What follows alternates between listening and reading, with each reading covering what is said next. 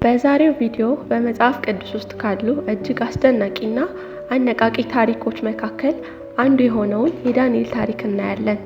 ዳንኤል ወደ ባቢሎን በምርኮ ተወስዶ የነበር ነገር ግን ብዙ ፈተናዎችን ተቋቁሞ ለእግዚአብሔር ታማኝ ሆኖ የቀጠለ ዕብራዊ ወጣት ነው። ዳንኤል በ6ኛው መቶ ክፍለ ዘመን በንጉሥ ናቡከደነጾር ወደ ባቢሎን ከተወሰዱ አይሁዳውያን ምርኮኞች አንዱ ነው። ወጣት፣ የተማረና የተከበረ ልጅ ነበር። ከምርኮኞቹ መካከል አናንያ፣ አዛርያና ሚሳኤልም ይገኙበታል። የጃንደረቦቹም አለቃ ስም አወጡላቸው።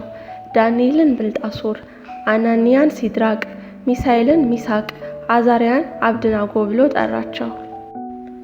ዳንኤልም በንጉሥ መብልና በሚጠጣው ጠጅ እንዳይረክስ በልቡ አሰበ። እንዳይረክስም የጃንደረቦቹን አለቃ ለመነ። እግዚአብሔርም በጃንደረቦቹ አለቃ ፊት ለዳንኤል ሞገስንና ምሕረት ሰጠው። የጃንደረቦቹም አለቃ ዳንኤልን መብሉንና መጠጡን ያዘጋጀላችሁን ጌታዬን ንጉሡን እፈራለሁ። በዕድሜ እንደናንተ ካሉ ብላቴኖች ይልቅ ፊታችሁ ከስቶ ያየ እንደሆነ ከንጉሡ ዘንድ ታስፈርዱብኛላችሁ አለው። ዳንኤልም የጃንደረቦቹን አለቃ እኛን ባሪያዎችህን 10 ቀን ያህል ትፈትነን ዘንድ እንለምንሃለን። የምንበላውን ጥራጥሬ የምንጠጣውን ውሃ ይስጡን። ከዚያም በኋላ የእኛን ፊትና ከንጉሥ መብል የሚበሉትን የብላቴኖቹን ፊት ተመልከት። ካየህም በኋላ የወደድከውን አድርግ አለው። ይህንም ነገራቸውን ሰምቶ 10 ቀን ፈተናቸው። ከ10 ቀንም በኋላ ከንጉሥ መብል ከበሉ ብላቴኖች ይልቅ ፊታቸው አምሮ ስጋቸውም ወፍሮ ታየ። ናቡከደነጾርም በነገሰ በ2ኛው ዓመት ሕልም አለመ። መንፈሱም ታወከ፣ እንቅልፍም ከእርሱ ራቀ። ለንጉሡም ሕልሙን እንዲፈቱለት የሕልም ተርጓሚዎችን፣ አስማተኞችን፣ መተተኞች ይጠሩ ዘንድ አዘዘ። እነርሱም ገብተው በንጉሥ ፊት ቆሙ። ሕልሙንም ነገራቸው። ሕልሙንም መፍታት አልቻሉም ነበር። ንጉሡም ጥበበኞቹን ሁሉ እንደሚገድል ባስፈራራ ጊዜ ዳንኤል ጥበብን ለማግኘት ወደ እግዚአብሔር ጸለየ። እግዚአብሔርም ሕልሙን ለዳንኤል ገለጠለት። ንጉሥም ዳንኤልን ይህን ምስጢር ትገልጥ ዘንድ ተችሎሃልና በእውነት አምላካችሁ የአማልክት አምላክ የነገሥታትም ጌታ ምስጢርም ገላጭ ነው ብሎ ተናገረው። ብዙም ታላቅ ስጦታ ሰጠው። በባቢሎን አውራጃ ላይ ሁሉ ሾመው። ንጉሥ ናቡከደነጾር ቁመቱ 60 ክንድ ወርዱም 60 ክንድ የሆነውን የወርቅ ምስል አሰራ። በባቢሎን አውራጃ በዱራ ሜዳ ላይ አቆመው። አዋጅም አስነገረ። የመለከት፣ የእምቢልታ፣ የመሰንቆ፣ የክራር፣ የበገና፣ የዋሽንት፣ የዘፈንን ሁሉ ድምፅ በሰማችሁ ጊዜ ንጉሥ ናቡከደነጾር ላቆመው ለወርቁ ምስል እንድትሰግዱ ታዛችኋል አላቸው። የማይሰግድም ሰው ቢኖር በእቶን እሳት ውስጥ ይጣላል አላቸው።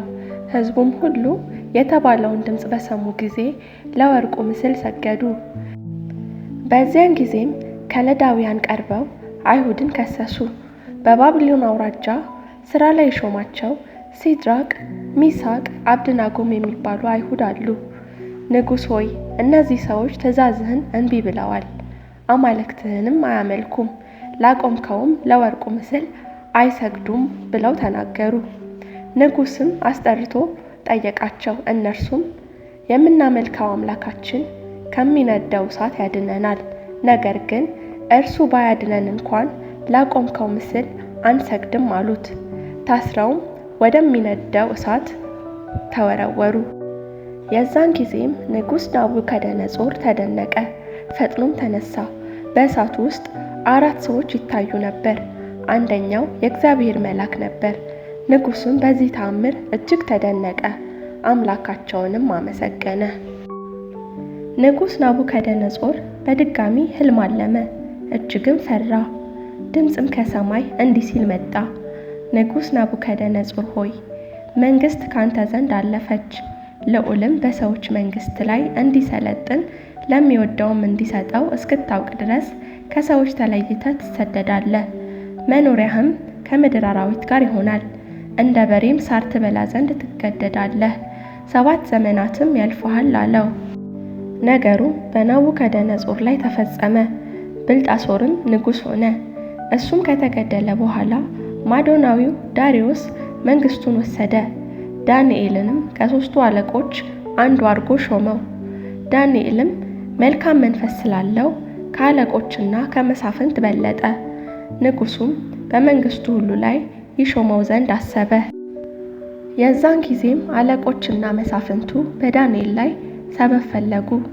ወደ ንጉሡም ተሰብስበው እንዲህ አሉት፣ ካንተ በቀር ማንም እስከ 30 ቀን ድረስ ልመና ከአምላክ ወይም ከሰው ቢለምን በአንበሶች ጉድጓድ ውስጥ ይጣል የሚል ትእዛዝ ይወጣ ዘንድ ተማከሩ። ንጉሡም ጽሕፈቱንና ትእዛዙን ጻፈ። ዳንኤልም ጽሕፈቱ እንደተጻፈ ባወቀ ጊዜ ወደ ቤቱ ገባ። ቀድሞም ያደርግ እንደነበረው በየዕለቱ 3ቴ በጉልበቱ ተንበርክኮ በአምላኩ ፊት ጸለየ፣ አመሰገነም። እነዚያም ሰዎች ተሰብስበው ዳንኤል በአምላኩ ፊት ሲጸልይ አገኙት። ወደ ንጉሡም አቀረቡት። ንጉሡም ይህን ቃል በሰማ ጊዜ በጣም አዘነ። ያድነውም ዘንድ ልቡን ወደ ዳንኤል አደረገ። ሊያድነውም ደከመ፣ ነገር ግን አልቻለም። ዳንኤልንም አምጥተው በአንበሶች ጉድጓድ ጣሉት። ንጉሡም ዳንኤል ሁል ጊዜ የምታመልከው አምላክ እርሱ ያድንህ አለው። በነጋታውም ንጉሥ ማልዶ ወደ አንበሶች ጉድጓድ ሄደ። ዳንኤልንም ባየው ጊዜ ሁል ጊዜ የምታመልከው አምላክ ከአንበሶች ያድን ዘንድ ይችላል አለው።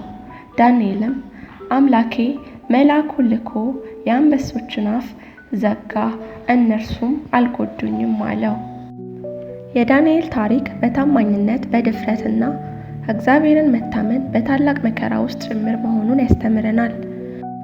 ፈታኝ በሆነ ዓለም ውስጥ በታማኝነትና ለእግዚአብሔር በመሰጠት እንዴት መኖር እንደሚቻል ሕይወቱ እንደ ኃይለኛ ምሳሌ ሆኖ ያገለግላል።